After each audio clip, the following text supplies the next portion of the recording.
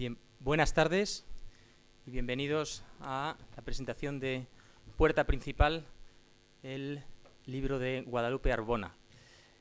Muchas gracias por su presencia, muchas gracias a la facultad que nos acoge y espero que sea un momento no solo de presentación al uso, sino de disfrutar realmente de el panel excepcional de personas que nos acompañan.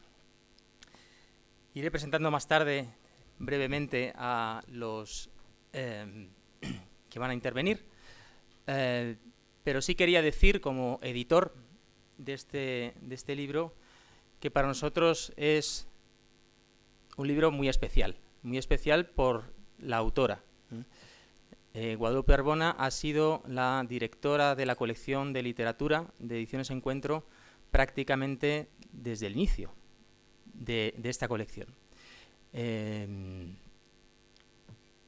Por tanto, tenemos muchísimo que agradecerle durante todos estos años la selección de los autores, de los títulos, el cuidado de las traducciones, las introducciones, los prólogos, los estudios introductorios que se han ido haciendo en nuestros libros, que quizá es algo que no se suele hacer en las editoriales de literatura y que gracias a ella nosotros hemos cuidado especialmente. Por lo tanto, cuando nos vino con esta propuesta que así de primeras nos sacaba un poco de la relación habitual que teníamos con ella, que era como directora de colección, que es muy distinto, pues nos descolocó un poquito, también porque el tipo de autores, nosotros publicamos poca literatura, muy selecta, pero pocos títulos al año. El tipo de autores que hemos publicado nosotros, pues, a decir verdad, nunca o prácticamente nunca, no sé si hay alguna excepción, hemos publicado a autores noveles, aunque sean ya consagrados. Y por tanto, era una excepción que después de sopesarlo dijimos, adelante, el libro merece la pena no solo por nuestra lectura, sino por muchas recomendaciones también de gente con mucho más criterio incluso que nosotros, y por tanto hemos apostado por este libro, que yo creo que es una magnífica primera obra, que espero que no sea desde luego la última. Me consta además que probablemente no será la última, aunque esto quizá había que haberlo anunciado al final. Bien, como saben, estaba invitado don José Jiménez Lozano, que es quien además prologa con un precioso, como todos los suyos, texto el libro, Puerta Principal.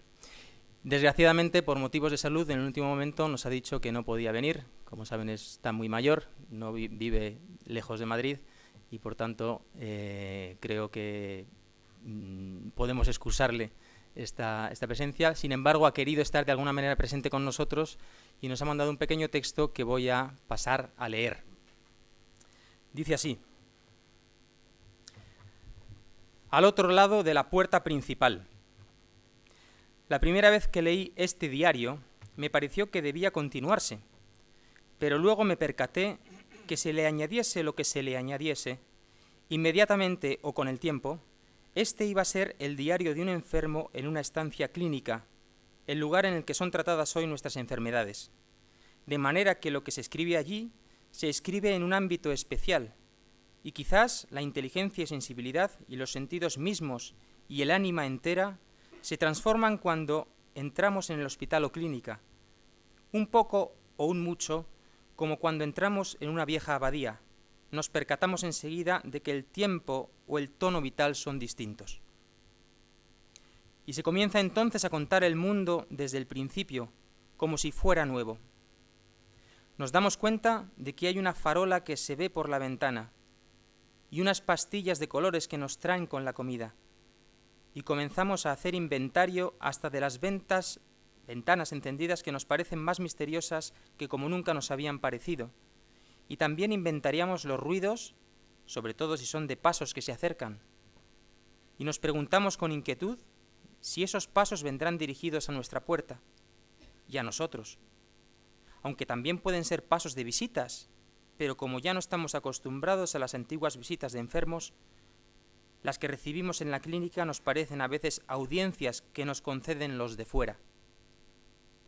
Pero resulta que en este diario de enferma de la profesora Guadalupe Arbona, aunque el tomo del tiempo es de claridad y orden, de silencio y de acuidad o agudeza hasta sobre las migas de pan que podían haber caído al suelo, resuenan no sólo los recuerdos de más allá de la puerta principal de la clínica, sino los acontecimientos del mundo, alegrías propias y ajenas, tragedias, y lo que nuestros clásicos llamarían las persuasiones de la esperanza, y se apuntan en este diario.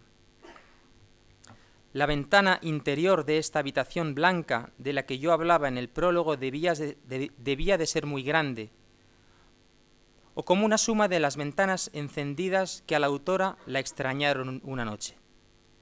Y vayan estas palabras, ya que no ha sido posible mi compañía, en homenaje también a los señores de la mesa.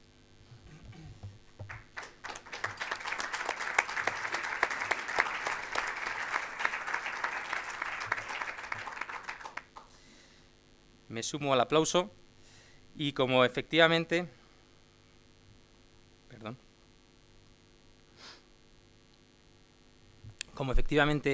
decía, nos sumamos en homenaje a los señores de la mesa. El primero de ellos, al que daremos la palabra, es José Ángel González Sainz, a mi izquierda, que es nacido en Soria, es escritor, ensayista, profesor, traductor, ha ganado el premio Anagrama, ha sido también premio de las Letras de Castilla y León en 2006 con la novela Volver al Mundo. Ha enseñado durante mucho tiempo en Italia, Venecia, si no me equivoco, pero desde hace ya algunos años vive de nuevo en su tierra natal, en Soria. Tendría muchos más libros y muchos más detalles que añadir, pero yo creo que lo mejor es escucharle a él directamente. Gracias, José Ángel, por acompañarnos. Bien. Buenas tardes. Gracias a vosotros. Para mí es un gran honor el que me ha hecho Guadalupe Arbona y Carlos Perlado y tú mismo, Manuel Oriol, en invitarme a compartir este momento con vosotros para poder hablar de un libro que me parece importante y que puede ser y cuya lectura puede ser de gran provecho. Dicho esto, es decir, mi ilusión era estar en este acto por ver si podía decir algo positivo sobre el libro, pero creo que soy la peor persona para presentar un libro. Yo tengo un apuro crónico a hablar en público y para mí el público empieza cuando hay más de una persona, es decir, ya con dos personas mi apuro ya es crónico, no sé a quién mirar a los ojos, si no miro a los ojos me parece que no me salen las palabras y esta vez el apuro aumenta porque por dos motivos más. Uno es que creo que vivimos en un momento, por lo menos a mí me lo parece desde hace años de forma creciente, en que utilizar las palabras en público me parece que es ir como pisando huevos o pisando nueces agusanadas. Entonces cada vez que digo una palabra ya me estoy arrepintiendo de haberla dicho porque creo que habría otra mejor y bueno, entonces tengo cada vez más dificultad en utilizar muchas palabras, con lo cual me creo a atajos, a trocho y al final no consigo decir lo que a lo mejor quería decir.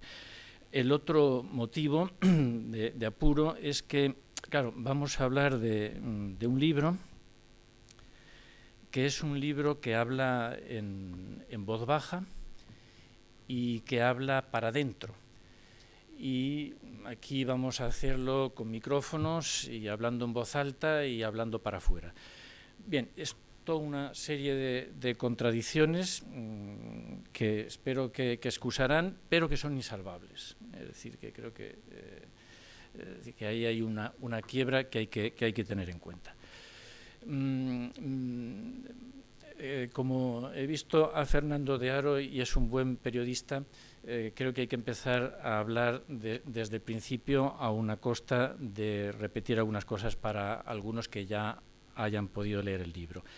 El libro es el libro de los pensamientos, las meditaciones y las observaciones de una autora o bien de un yo que aparece en el libro desde la primera entrada.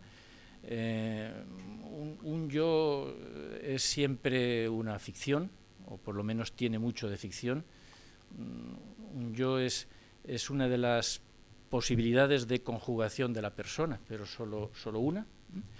Y entonces, con ese tanto de ficción y con ese tanto de conjugación personal, ese yo, esa persona, pasa revista a una serie de observaciones cotidianas, de pensamientos cotidianos, de visitas de personas, de lecturas, desde la travesía de una enfermedad. Entonces, esto es lo fundamental. Es decir, la travesía de una enfermedad de alguna forma nos sitúa en una perspectiva, yo no sé si, no lo voy a decir, desde una perspectiva distinta, desde una perspectiva muy sesgada, donde pasiones para algunos importantes y algunas de ellas positivas, para mí complejas las dos, como el miedo y la esperanza, juegan un papel fundamental. Bien, entonces, Guadalupe, la autora, o ese yo, ha hecho de esas observaciones un sondeo y una profundización de su mirada sobre las cosas del mundo y de su vida, y el resultado de esas observaciones y de esas meditaciones es lo que nos ofrece a nosotros. En ese sentido, creo que es un libro que pertenece a lo mejor, no sé si se le puede llamar género o subgénero, a esos géneros ese género de ayuda a la limpieza de la mirada. Cuando uno está, digamos, arrinconado o ladeado por una enfermedad, se dedica a pensar en los verbos fuertes. Aparece continuamente en las entradas de Guadalupe Arbona el verbo creer, el verbo querer. Yo son dos verbos que conjugo con mucha dificultad.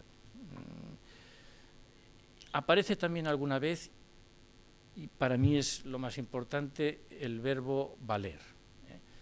Una enfermedad te sitúa en un estado, una condición o en una perspectiva donde se percibe de forma distinta el valor de cada cosa. Lo que valen cosas que para nosotros eran muy importantes antes, se ve su insignificancia. Otras que nos parecían insignificantes y que eran cotidianas, se ve su grandeza. Es decir, una enfermedad es una verdadera transvaloración de todos los valores, con cita incluida. Para mí eso es muy importante. Es decir, este libro, por lo tanto, aporta una especie de, ¿cómo lo diríamos?, nuevo aprendizaje en la atribución de valor a las cosas. Un aprendizaje de la percepción, un aprendizaje de la mirada y un aprendizaje en la atribución de lo que es valioso y de lo que es menos valioso. Bueno, no sé el tiempo que tenemos. Vamos a ver. Voy a cambiar de tercio y voy a decir una cosa que me parece importante para dar valor a este libro. Yo he hecho la misma travesía que Guadalupe y creo que a la misma edad, y creo que es exactamente la misma. También me acompañé de una escritura, que no he tenido valor ni siquiera de abrir el documento o el cuaderno que yo me llevaba al hospital. También acuñé la metáfora de la puerta, pero para mí era una puerta de salida. Es como si alguien me hubiese dicho, ahí está la puerta, y por ahí vas a salir. No he tenido nunca la mínima seguridad de que esas páginas pudieran tener un valor más allá que como compañía a mí mismo. Por eso me parece extraordinario que Guadalupe haya considerado que esas páginas tienen un gran valor, por una parte, que ella haya acuñado la metáfora de la puerta principal en sentido completamente opuesto al mío, es decir, en un sentido positivo. Aparece en varios sitios. La puerta principal es donde se espera que una certeza, alguien, alguno, el misterio entre con portador de buenas noticias. Es la puerta directa al corazón, es decir, es una puerta de esperanza, de positividad, de apego y de aliento vital, ¿no? En ese sentido me parece un libro perfectamente conseguido, un libro que nos transmite un gran aliento vital, y un libro que quienes no conjugamos el verbo creer y hemos dejado de conjugar un poco el verbo querer como antaño, apreciamos, o por lo menos yo aprecio en grado sumo. Creo que es un libro que ha hecho provecho a la autora cuando lo escribía, y yo le tengo que hacer una pregunta, muchas. Una es si el tono de serenidad que aparece era el que tenía la persona y se transmite a la prosa, o si es la prosa serena la que dio serenidad a la persona. En fin. Bueno, me parece que ya...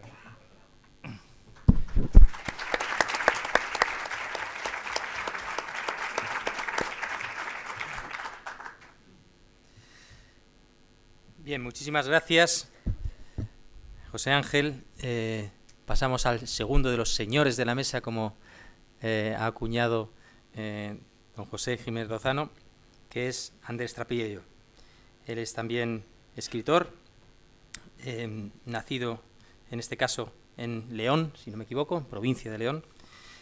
Tiene también muchos títulos publicados, no solo novela, ensayo, y es entre uno de sus últimos libros. Me he preguntado pensando que era el último y resulta que no es el último, pero me voy a permitir, perdón por decirlo, es El final de Sancho Panza y otras suertes, publicado en 2014. Gracias, Andrés, por acompañarnos. Bueno, gracias, Guadalupe, por la invitación, gracias a todos ustedes. Mi conocimiento de Guadalupe es muy reciente, es de apenas 3 o 4 meses, y cuando me dio este diario, me lo regaló para una cosa que hacíamos juntos, de una escritora formidable que ella me descubrió, me asusté un poco porque el diario de una enfermedad es siempre complicado, ¿no? Porque hay una especie de patetismo excluyente que se lleva mal con la literatura. Es decir, los libros de autoayuda no son especialmente literarios, sino buscan otra cosa, y son útiles también, pero quedan fuera de la mayor parte de pues, el interés que yo pueda tener por los libros. Yo no he leído, creo, nunca libros de autoayuda, y en cambio todos los libros que leo me ayudan o procuran ayudarme. Es decir, que al mismo tiempo si la literatura no es autoayuda, pues no es nada, no sirve para nada, ¿no? En YouTube, búsquenlo, hay una grabación última de Unamuno, maravillosa, de uno de los poemas líricos más hermosos de la lengua castellana, se titula El armador aquel de Casas Rústicas, que explica algo que tiene que ver con este libro. Unamuno, en ese poema, que Juan Ramón coloca como una de las 5 cumbres de la lengua española, acaba diciendo, cuenta el milagro que cuentan en la Biblia, que Jesús sale de las aguas y encuentra a los discípulos dormidos sobre la grava y les empieza a decir maravillosas palabras. Unamuno dice aladas palabras, ¿no? Y esas palabras dice que caen en el libro, porque las conocemos por un libro. Y dice Unamuno, hay desgracia del alma, porque todo lo que va a un libro y no es una palabra viva es una desgracia. Por tanto, lo más importante en un libro es que las palabras estén vivas, pues si no están vivas no sirven de nada, es una palabra muerta. Y el propio Unamuno de sí mismo decía, ojalá todo lo que yo haya hecho tenga esa vitalidad. Por tanto, cuando Guadalupe me da ese libro, tenía un cierto reparo, porque la conocía a ella, me encantaban las cosas que decía, como lo que nos había reunido, que era hablar de la novelista americana Flannery O'Connor. Y entonces todo iba bien, pero de pronto alguien te da un libro y dice, madre mía, qué compromiso, ¿qué le digo? Bueno, afortunadamente me lo dio el último día que estábamos juntos en Sevilla y yo me lo llevé y dije, bueno, pues ya veremos qué pasa con este libro. Juan Ramón, que es un poeta estupendo, autor de unos aforismos maravillosos, a propósito del dolor, tiene tal vez el aforismo más hermoso que se ha hecho nunca, es no os toquéis en el dolor. Él, que era un hipocondríaco enorme, que se pasó toda la vida de médicos y que además tuvo lo peor de todo, que es una enfermedad que entonces no se había diagnosticado, que es la enfermedad de Crohn, que es lo que llamaríamos hoy colon irritable, me parece que se llama, y que tuvo la desgracia de que no estaba diagnosticada en su tiempo y por tanto todo el mundo creyó que era un enfermo imaginario, pero era un enfermo que realmente padeció mucho, sufrió muchísimo por ello y sufrió además por el desconocimiento, ¿no? Y él nos decía justamente, no os toquéis en el dolor. Entonces digo, bueno, Guadalupe me ha dado un libro que seguramente durante 200 páginas no va a hacer otra cosa que tocarse en el dolor. Y esto, a un hipocondría como yo, pues lo mejor para leer un libro. Bueno, ¿cuál no será mi sorpresa cuando empiezo a leer el libro y me encuentro primero, bueno, el título? José Ángel se ha hecho referencia a él, por otro lado, y yo también tengo que hacer referencia a esto. El que voy a quedar peor soy yo, porque La puerta principal es tu libro, que es un título precioso, tú has hablado de la puerta de salida, y yo, en cambio, a lo que me dedico es a la puerta falsa. Porque siempre he dicho, bueno, yo escribo y publico un diario desde hace muchos años, con muchos tomos, y siempre he dicho que empecé a escribir ese diario, que es un diario cuando se escribe, pero que luego cuando se publica es una medionovela, y que era la manera de entrar a la novela por la puerta falsa, justamente. Yo no sabía escribir una novela, pero sabía que todos tenemos una novela. Esa frase tan bonita que yo he puesto siempre al frente de mis diarios de Fortunata y Jacinta de Galdós, que dice, por donde quiera que el hombre vaya lleva consigo su novela. Y por tanto, si todos tenemos una novela, si todos tenemos una vida, todos vamos a poder escribir un libro. Y esto unido a, en fin, perdonen que esté todo el rato citando a 3 o 4 maestros, pero es que son muy útiles y además a mí me han servido mucho también, lo que decía Cervantes, que lo que se sabe sentir, se sabe decir. Tenemos una vida, si sabemos sentir, sabemos decir. Y si además tenemos un principio de más o menos escolástico que nos pueda ayudar, que es la frase de Juan Ramón, que yo he citado muy a menudo, quien escribe como se habla llegará en lo porvenir y será más leído que quien escribe como se escribe, pues tenemos un escritor, alguien que tiene una vida, alguien que sabe decir lo que sabe sentir y alguien que además quiere decirlo como se habla. Y la primera sorpresa en el diario de Guadalupe es que el tono, que es fundamental en un diario, era el adecuado, que era el tono de la sencillez. Eran entradas más o menos, entradas me refiero a párrafos, o bueno, entradas, como se llaman en un diario, pues son los motivos centrales que nos ayudan a escribir. El diarista, el que lleva un diario, pues tiene que elegir de aquello que el día le va trayendo, pues elige 3 o 4 motivos. Hay días que no escribe nada, otros días escribe 3 o 4 cosas, y las entradas, esos, digamos, motivos en los que se fija, primero son entradas muy especiales, no son entradas espectaculares.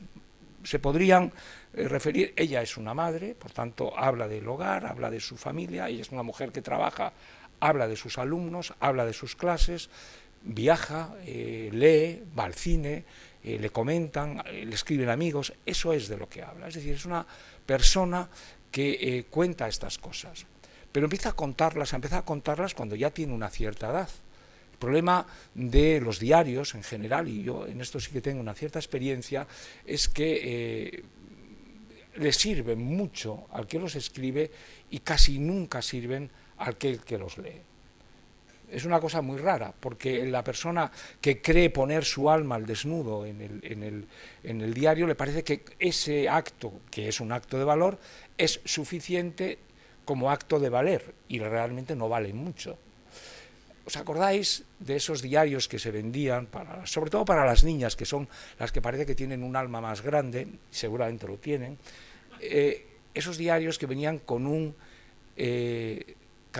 candadito pequeño, ¿verdad? Que es una ilusión de que lo que voy a contar es algo que no contaría a nadie, pero se lo voy a contar a mi querido diario. Bueno, esto que parece una broma, no lo es, porque el primer pacto que hacemos cuando escribimos un diario, y Guadalupe lo hace, Guadalupe cuando está escribiendo este diario probablemente sepa que lo va a publicar, y por tanto la voz que pone en él es una voz que al mismo tiempo es una voz íntima, porque el tono es un tono de intimidad, pero al mismo tiempo elige cosas que puede contar en público. Hay diarios de todo tipo, desde el señor que nos cuenta todas sus proezas sexuales o sus indiscreciones sociales o sus apetencias o sus gustos, y hay gentes que no, que de pronto entiende que la intimidad, pues a mí me han acusado muchas veces de que mis diarios no eran íntimos. Digo, no, si es que se puede hablar de intimidad, perdón, con intimidad de todo, de una rosa, y justamente no ser íntimo cuando cuentas las cosas que se supone que eran más íntimas. Por tanto, el tono del diario de Guadalupe es un tono de cierta intimidad, pero de cosas que nos suceden a todos, cosas que todo el mundo podemos ver. Pero en ese candadito que hay en los diarios de los niños o de las niñas, está significando que lo que nosotros contamos en el diario es un secreto. Y la literatura es exactamente lo contrario de poner un secreto en un libro. Lo que hace la literatura es sacar a la luz el secreto sin destruirlo. Eso es lo que entendemos por algo misterioso. Eso es lo que nos hace seguir leyendo, porque intuimos que en aquello que se nos está dando hay la clave de algo que nos hará cambiar la vida. Por eso decía que los libros son o son de autoayuda o no son libros en el fondo. Pero no una autoayuda directa, sino una autoayuda o una ayuda que es diferida y que es muy misteriosa, porque tiene que ayudar un libro a muchas personas diferentes. Si el milagro del Quijote es porque hay miles de personas en todo el mundo que encuentran en ese libro especialmente aquello que a ellos personalmente va dirigido. Es como una especie, yo no sé nada de medicina, pero qué sabias son las aspirinas, que te tomas una aspirina y va exactamente al sitio donde duele. No te va a otro sitio, porque podría ir a otro sitio no, va exactamente a ese sitio. Y todos los medicamentos, hablando de tus quimios, etcétera, van exactamente a donde duele. Es decir, la literatura también tiene esa sabiduría. Bueno, ¿cuál es el argumento de la obra? Todos los diarios, aunque no parezca, tienen un argumento. Es el argumento de la vida de la persona que lo está escribiendo. He dicho más o menos cuáles las actividades de este diario, a qué se ocupa, pero en el tono se recogen lo que yo veo 3 características. Uno es el cuidado, el cultivo y la espera. El cuidado es obvio, es una persona que está enferma y que se va a cuidar. lo que nos va a contar de su enfermedad, ciertamente, para mí, que soy hipocondríaco, es perfectamente tolerable. Esto es como una anestesia de dentista, se aguanta bastante bien, no te echa para atrás, no te abruma, la quimio de este libro, José Ángel preguntaba, ¿el tono ese de serenidad es ficticio o es una pose? Si es como lo que cuentas, en fin, toco madera, no me importaría tampoco. Si está contado así, porque es un consuelo realmente, porque dice, bueno, hay esperanza después de todo esto. Y sobre todo lo que le ayuda la enfermedad es a un estado de hipersensibilidad, es decir, de hiperestesia, decían los simbolistas. ¿Qué es la hiperestesia? Parece ser que cuando tú lo cuentas en el diario, que las quimios te alteran el gusto, te alteran el tacto, tienes parestesias en los miembros, en los dedos, etc. Bueno, la literatura pasa igual, es decir, que la literatura nos vuelve a todos mucho más sensibles, mucho más atentos con la realidad, y observamos y vemos cosas que normalmente en un estado más acorchado no veríamos, no tendríamos. Por tanto, la tensión de escribir este propio diario te obliga a estar mirando la realidad de otra manera. Esto tiene un peligro también a la hora de escribir diarios. Unamuno decía aquello, ojo con aquellos, refiriéndose a los diarios de Amiel, que era un loco, en fin, atento a su intimidad, estaba todo el tiempo escrutándose qué es lo que sucedía para poder contarlo. Y Unamuno decía, ojo con aquellos que escriben diarios y que solo viven para contarlo en el diario. Es decir, dejan de vivir para estar todo el rato diciendo qué es lo que voy a contar, con lo cual han pervertido de todo punto su existencia, y todo lo que te dan luego de ella pues no tiene ningún valor, porque está corrompido por la vanidad o por la obsesión o por las manías, etc. No, es decir, el diario tiene que respetar en primer lugar la naturalidad de la vida, es decir, el ritmo de la vida, y esto en el diario de Guadalupe está hecho divinamente, no solo porque las entradas están muy bien combinadas, seguramente al no ser un diario que respete afortunadamente el famoso pacto de Legendre, que tiene que ser regular por días, por entradas fechadas, etcétera, con nombres propios, yo en este sentido lo alabo, es decir, porque a menudo esos pactos de los que habla este estudioso francés lo que hacen es echarnos a los lectores de ese propio diario. A mí a veces en mis diarios casi todo el mundo se llama X, es decir, y entonces la gente me lo reprocha mucho, digo, no, pero es que dentro de 100 años todos X. Es decir, es que, y a mí un diarista que me gusta muchísimo, que es Stendhal, tomé la decisión de poner X en mis diarios justamente porque cuando estaba leyendo los diarios de Stendhal acababa harto, ¿no? Y este Dupont, ¿quién es? Y este Lafeuille, ¿quién es? Y te dije, pues acabó, en el mío no va a haber ni un nombre propio, porque dan todos igual y me están un poco inquietando. Guadalupe, digamos, los pactos estos los quita en atención a las pequeñas cosas, es decir, a la observación de cosas sutiles, misteriosas, sin destruir ese misterio. El cuidado, por tanto, el cuidado que tiene con las cosas es el propio cuidado que ella tiene hacia sí mismo, pues se está cuidando, es una enferma de cuidado, y por tanto el diario es un diario donde el cuidado es muy importante. El cultivo, ella se da cuenta, la autora de este diario se da cuenta de que somos muy imperfectos y que además el hombre, el ser humano, necesita cultivarse si quiere ser mejor. Guadalupe no se avergüenza de algo que normalmente esta sociedad nuestra, que es bastante hipócrita, sí lo hace, es decir, que es, yo quiero ser mejor, yo quiero superarme, yo quiero hacer la vida de los que tengo a mi alrededor mejor, y además quiero entender mejor lo que está sucediendo. Y esto, esta especie de sinceridad es absolutamente infrecuente en un momento en el que la literatura básicamente está hecha por cínicos para cínicos en general, donde todo el mundo pues tiene una especie de postura o de postureo estético que es un poco hijo de cierto romanticismo. parodiando un poco en la literatura todo el mundo quiere ser como Humphrey Bogart, pero irse luego con Lauren Bacall a la realidad. Es decir, si todo el mundo quiere ser un hombre, en fin, al que baquetean, pegan, al que lo pasa mal, pero en el cine, inmediatamente cuando sale el cine, todo el mundo se quiere ir a una casa en California con Lauren Bacall. Es decir, eso es un poco la doble, la doble vara que tienen los literatos actuales. Por tanto, que alguien como Guadalupe dice, no, no te voy a engañar, esto es lo que yo soy, en un mundo además bastante arriesgado. José Ángel se hacía referencia a ello. Esta señora es creyente, cree mucho en eso, cree en Dios y no le avergüenza, y cree que tiene que dar testimonio de eso. Y además no es como las que han salido ayer en Cataluña, en la iglesia, contando votos y cantando. Espero que no seas de eso, ¿no? Sí, que entiende que lo de Dios y la religión está hecho para otra cosa.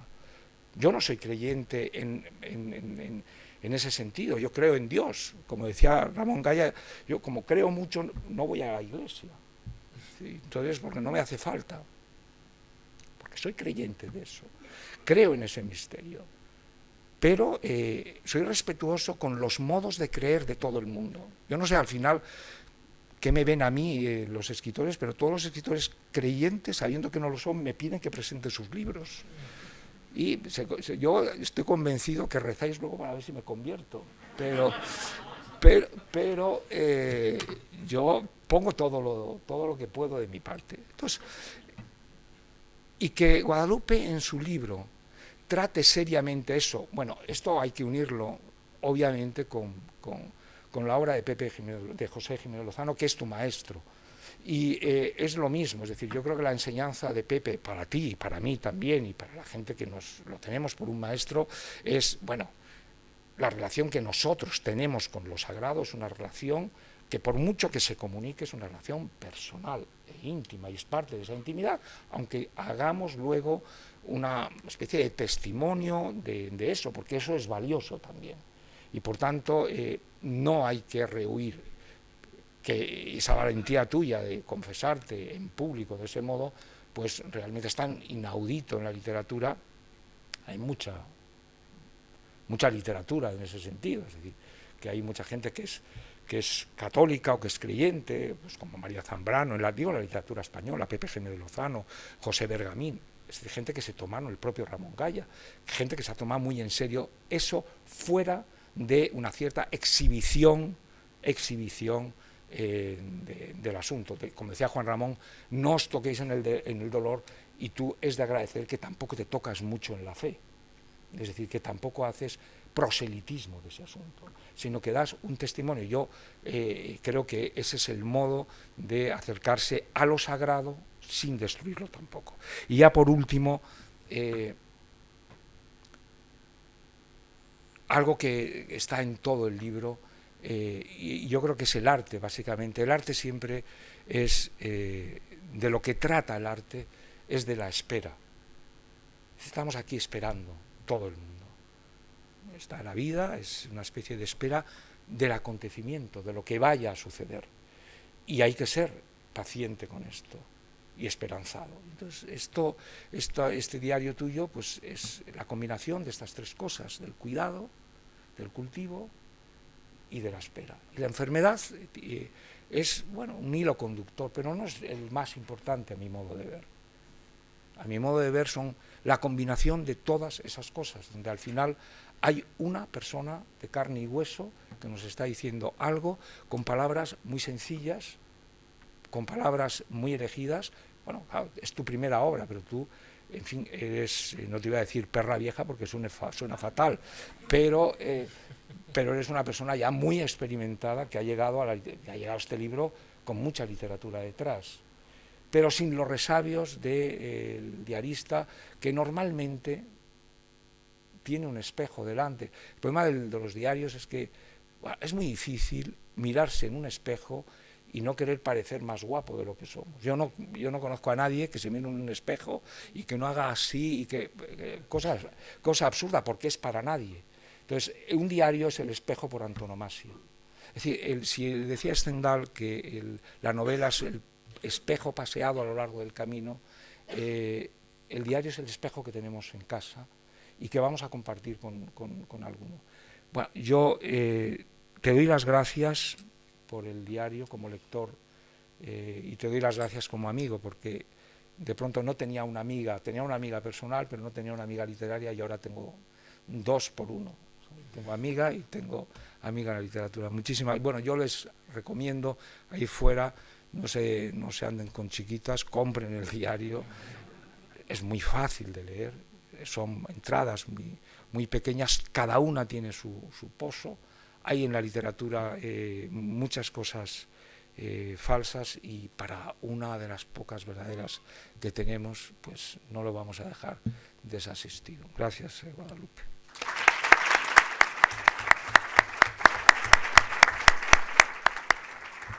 Muchísimas gracias, Andrés. Un segundo motivo, que no he dicho antes, que también nos causó una cierta perplejidad al inicio y una cierta duda, es que el libro venía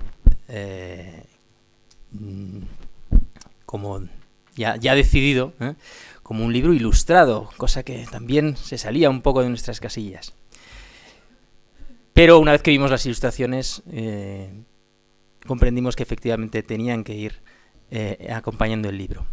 El ilustrador nos acompaña Guillermo Alfaro, es estudiante de arquitectura, y si compran el libro verán que creo que tengo razón en lo que acabo de decir. Guillermo, gracias por estar con nosotros. Buenas tardes. Buenas tardes y gracias a todos los que estáis aquí. Gracias a los señores de la mesa, a mi editor y sobre todo a mi autora.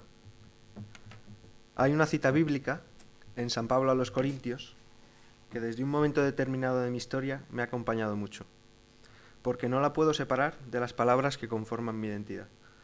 Me voy a permitir no hacerla y solo sugerirla por discreción con mi propia intimidad y quizá por no tocarme en la fe. Habla de la gracia, de la fuerza y de la debilidad. A mi modo de ver, Puerta Principal debe leerse inserto en este sistema de 3 coordenadas: la gracia, la fuerza y la debilidad. También entiendo así mi relación con la autora, que tomó cuerpo definitivamente en torno a una lectura de González Sainz, aquí a mi lado, del que estoy muy orgulloso de estar.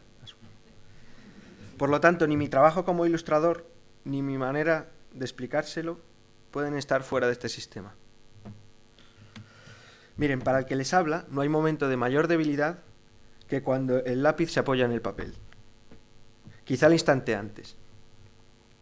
Quizá el momento en el que a uno le comunica una persona importante que está quejada de un mal misterioso.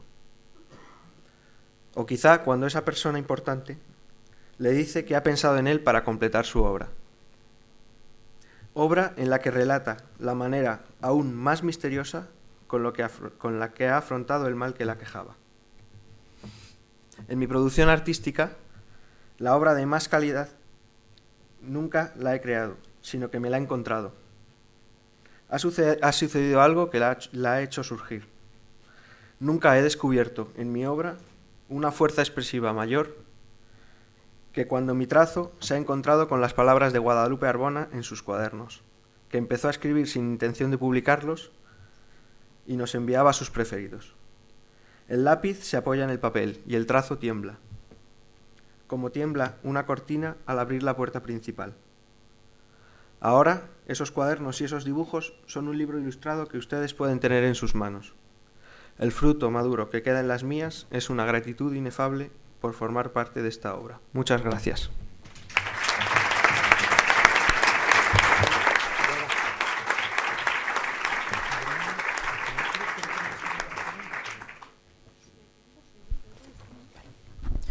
Muchísimas gracias, Guillermo.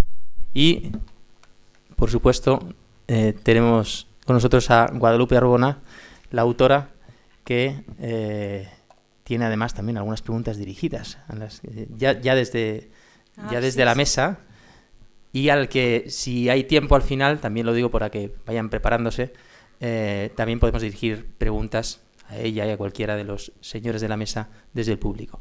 Gracias, Guadalupe. Gracias a todos vosotros gracias, Manuel, mi editor, que acogió la obra con gusto, y no solo con gusto, sino que aceptó efectivamente todas las dificultades que contenía el libro, especialmente lo que encarecen las ilustraciones. Pero es verdad lo que decía, por empezar por el final de los señores de la mesa, es verdad lo que decía Guille, que el trabajo de Puerta Principal se completó primero con sus visitas, o sea, que fue con la vida misma. Hay una ilustración que verán ustedes ahora, o que veréis vosotros, que son unos pensamientos que me trajo él de un viaje o de una estancia en la que había estado en la Sierra de Guadarrama. Me trajo unos pensamientos azules que luego se convirtieron en parte de mi diario. Hay otra, la que estáis viendo justo la inmediatamente anterior, que es una ventana de la Biblioteca de Geografía e Historia, donde yo he pasado muchas horas estudiando, y también he coincidido con él en esa biblioteca en muchas ocasiones.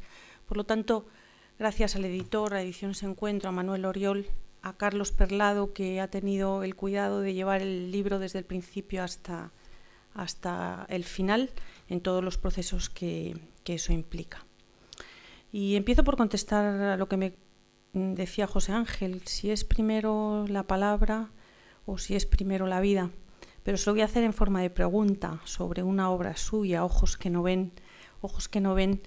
Ese camino de Pedralén, ¿de dónde nace? ¿Primero de la vida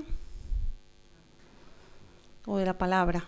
Ese camino de Pedralén que une el camino de Heidegger, pero también el camino del tío abuelo que iba con el burro y hacía siempre la misma curva y veía al final esa tormenta de verano, o el camino de la cuneta. Creo que en la literatura o la palabra literaria siempre está nutrida de la vida y vuelve a la vida, si no sería también frustrante, si no pudiese volver a la vida. Si yo no pudiese hablar ahora de tu camino de Pedralén, probablemente Ojos que no ven sería menos, no porque sea yo la lectora, sino porque no ha llegado a ningún lector, me parece, ¿no?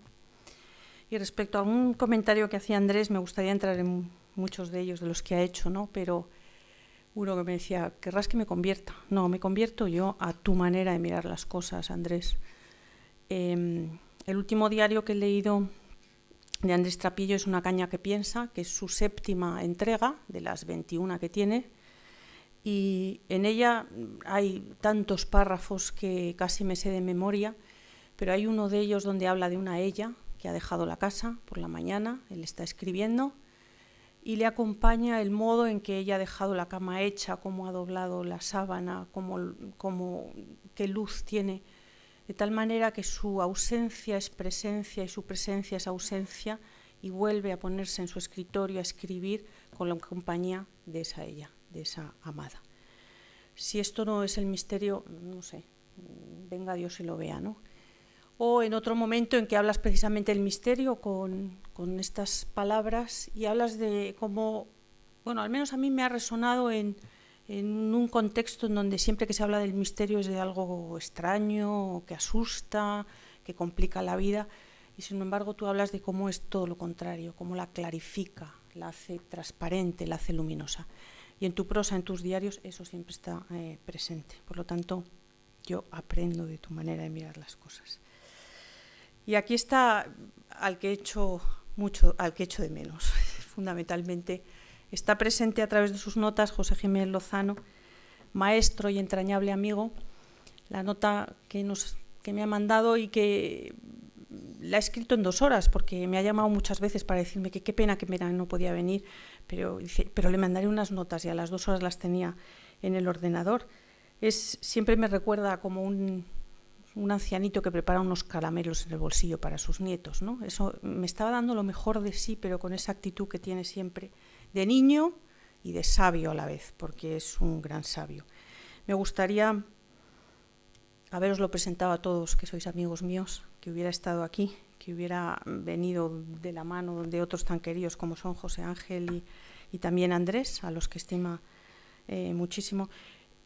Este verano le decía yo una cosa muy osada que se me ocurrió delante del mar del Adriático, y se la escribí así según me vino a la cabeza, que fue, le dije, Fíjese usted qué raro que usted está ahí en Alcazarén escribiendo sus cosas y aquí el mundo cultural en España tiene pues los visos y las señas que todos sabemos, que Andrés conoce muy bien, con José Ángel también.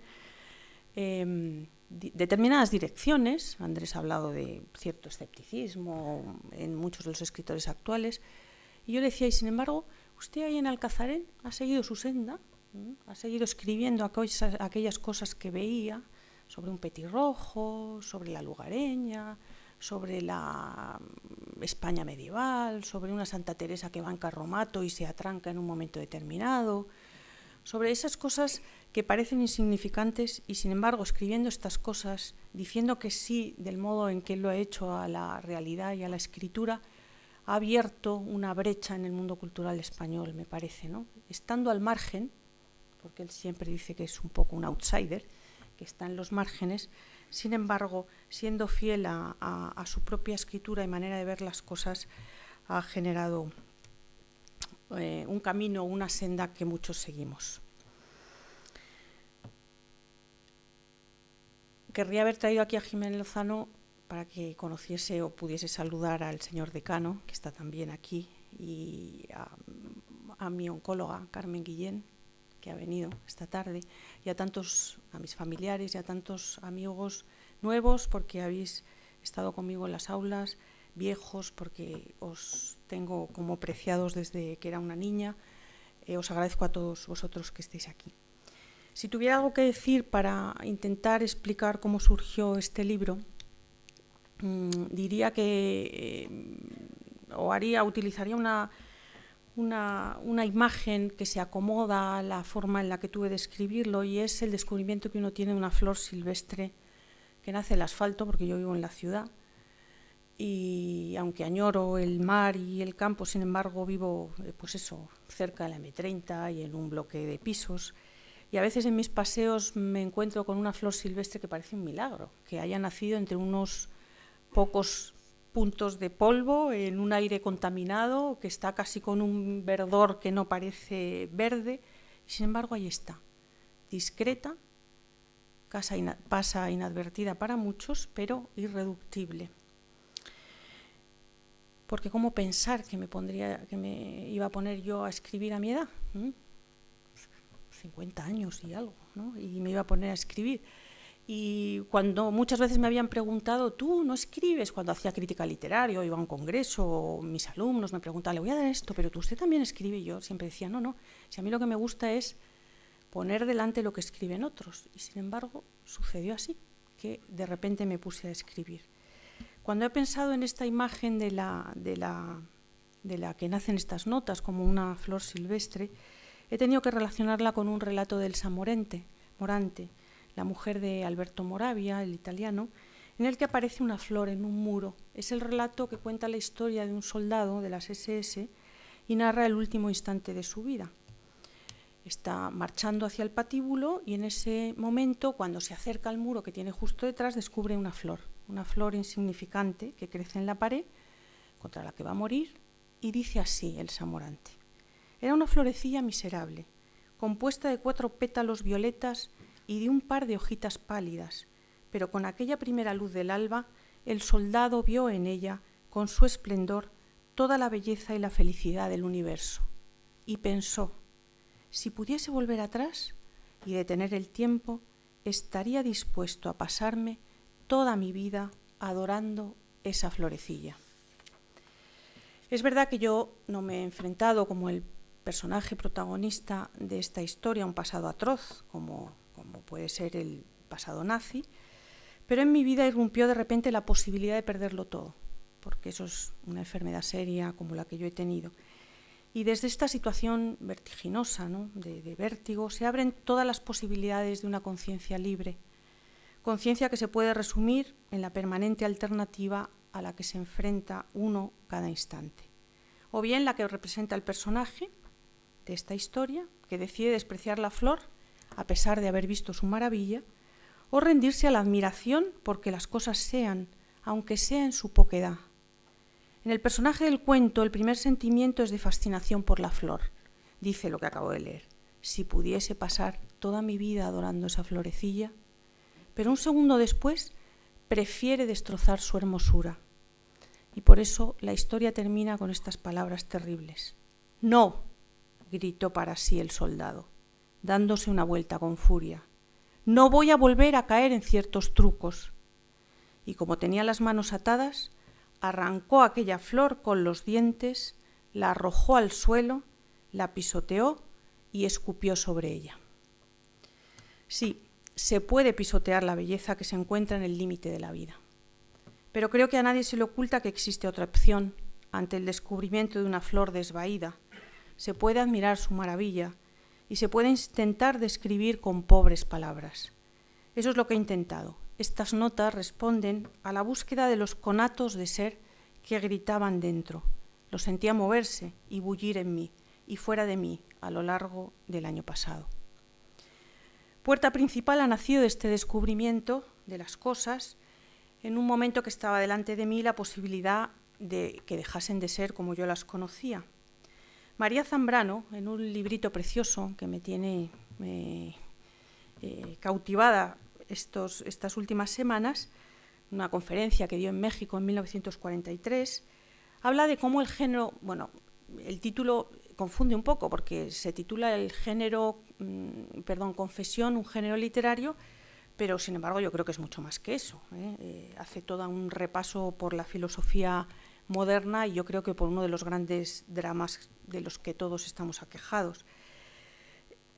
Pero bueno, el título es El género literario de la confesión, que la confesión podría ser equiparable, salvando las distancias, ¿no? Pero no nos vamos a poner puntillosos, ¿no, Andrés?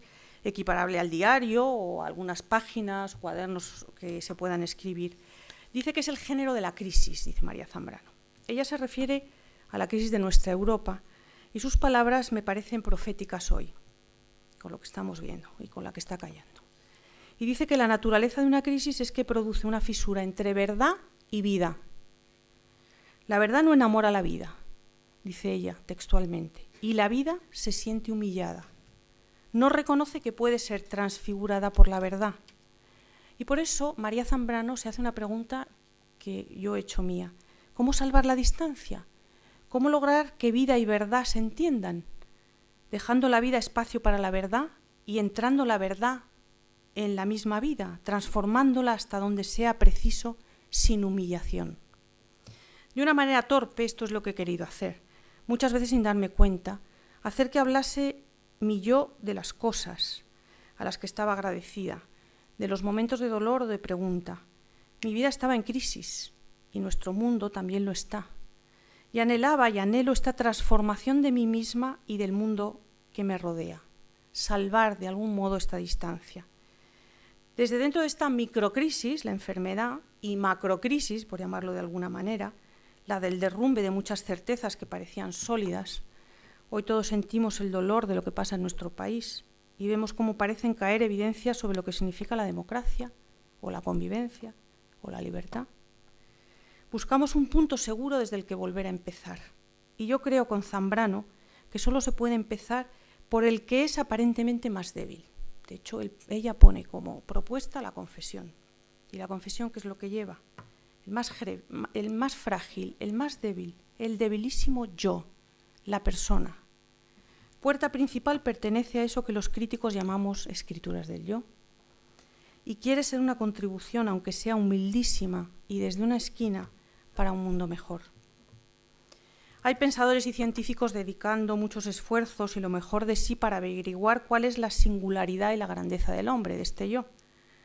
Lo hacen partiendo de la observación que somos nosotros los que desde el principio de los tiempos hemos hecho de nuestro universo una tierra habitable y que de nosotros depende también echarla a perder.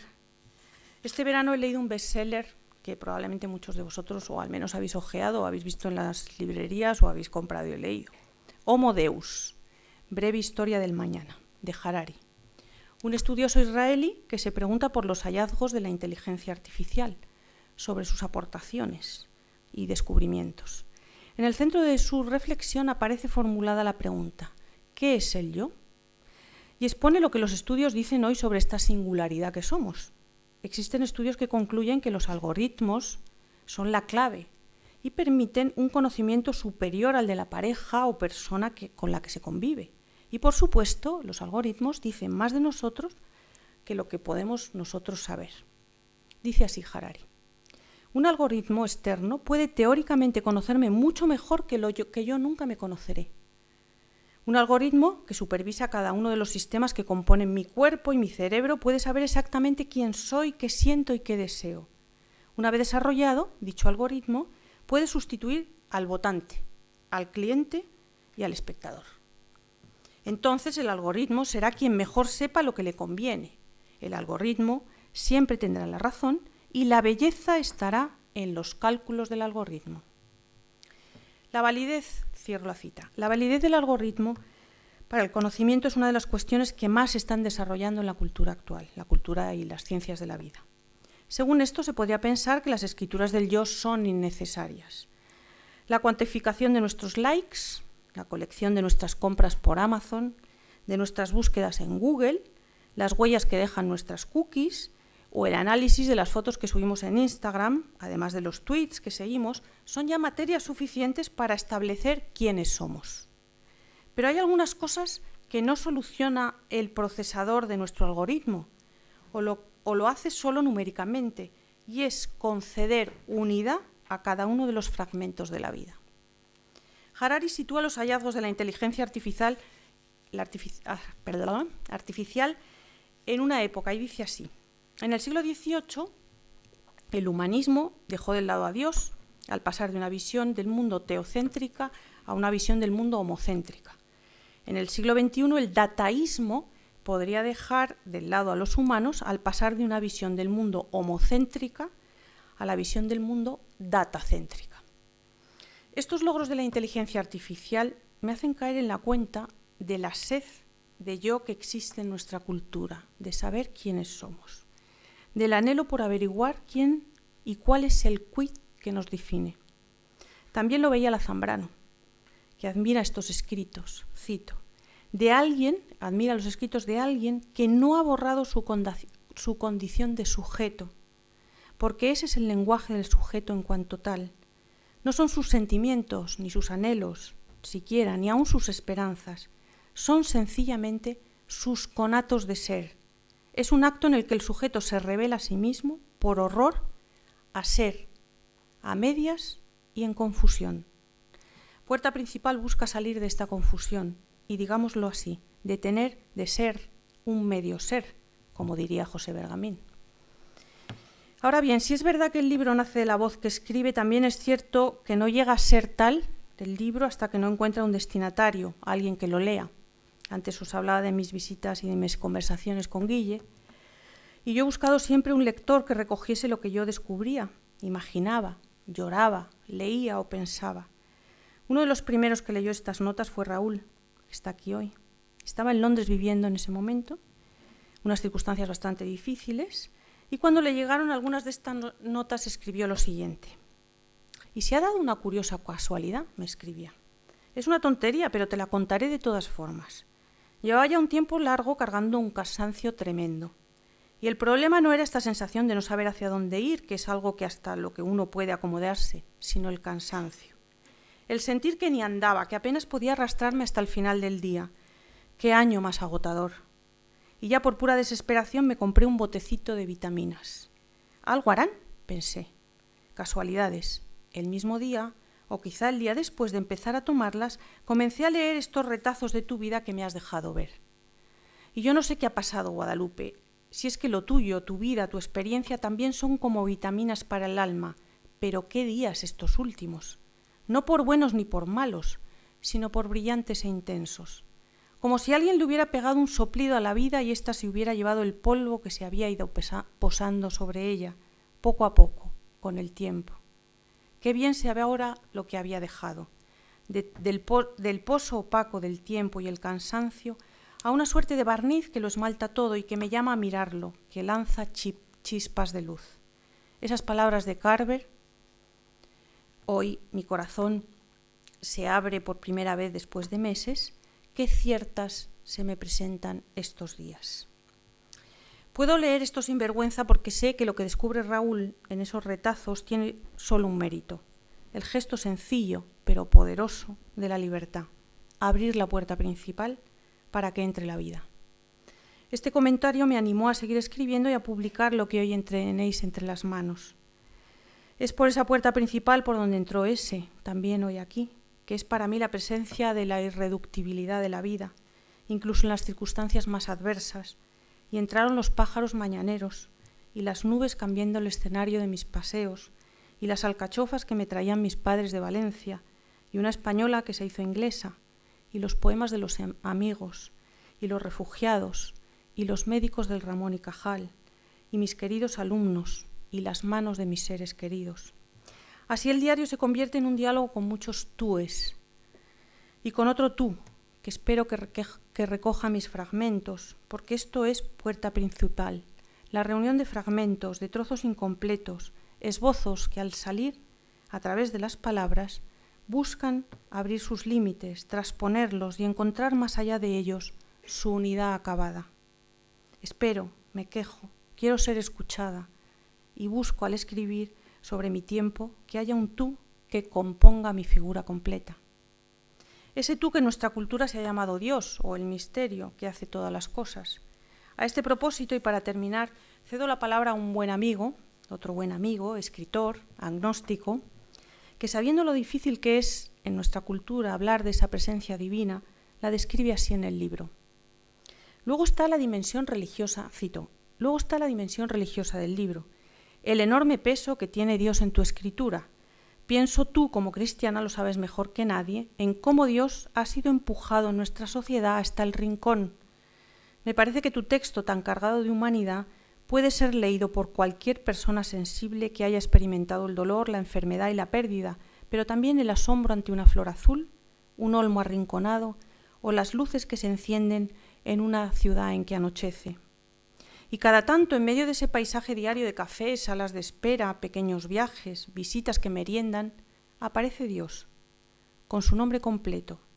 Esa naturalización de su presencia me parece que puede aportar mucho porque tu voz es comprensible y cristalina, porque entreveras esa necesidad tuya de Dios, su presencia, con episodios que todos reconocemos.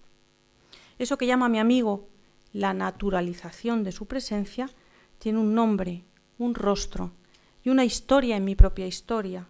Espero que también este texto hable de ese amor. Gracias.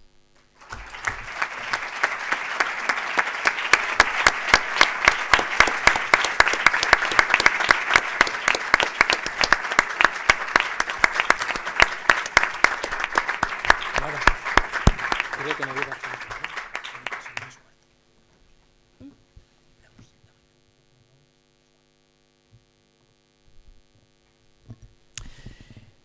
Bien, estarán de acuerdo conmigo después de haber escuchado a quienes han hablado esta tarde en que hicimos bien en superar esas dudas iniciales y en haber publicado este magnífico libro que espero que puedan todos leer. Me van a permitir también que me desdiga de lo que he dicho antes, yo creo que por respeto también al tiempo y para que puedan tener un tiempo también para firmar libros si es que pueden, que yo espero que sí. Y no vamos a hacer ahora un turno de preguntas, así que si tienen preguntas es mejor ya hacerlas a la salida en directo a la autora o a nuestros acompañantes. Terminamos aquí dándoles las gracias a todos, en primer lugar, de nuevo a la Facultad de Ciencias de la Información y a su decano que nos han acogido, a José Ángel González Sainz, Andrés Trapiello, Guillermo Alfaro, Guadalupe Arbona y a todos ustedes que nos acompañan. Y yo pensaba mientras escuchaba, quizá el testimonio más elocuente de la grandeza humana y por tanto derivadamente literaria de la autora también es la variedad del público que tenemos hoy con nosotros. Así que muchas gracias a todos. Como editor tengo que decirlo, compren por favor el libro a la salida y tanto la autora como el ilustrador estoy seguro que estarán encantados de firmárselo. Muchas gracias.